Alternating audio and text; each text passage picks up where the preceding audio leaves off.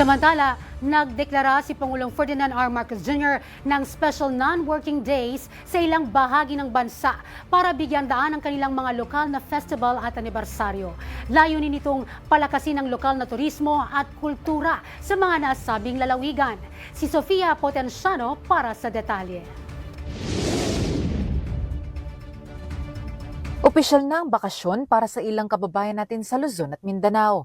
Sa pamamagitan ng mga proklamasyong nilagdaan ni Acting Executive Secretary Ralph Recto sa ilalim ng otoridad ni Pangulong Ferdinand R. Marcos Jr., idedeklarang special non-working day ang ilang petsa sa susunod na buwan. Para sa ika-30 ng Abril, walang pasok sa San Francisco, Quezon para sa kanilang founding anniversary at sa Calatagan, Batangas naman para sa pagdiriwang ng kanilang Cultural Day. Pagdating naman sa ika-15 ng Mayo, idedeklarang holiday ang Kalawan, Laguna para sa Makulay na Piña Festival, kasabay ng pagdiriwang ng Tanyag da Pahiyas Festival sa bayan ng Lucban, Quezon. Hindi rin pahuhuli ang Ginoog City sa Misamis Oriental, na magdiriwang naman ang kanilang Lubi-Lubi Festival sa ika-22 ng Mayo.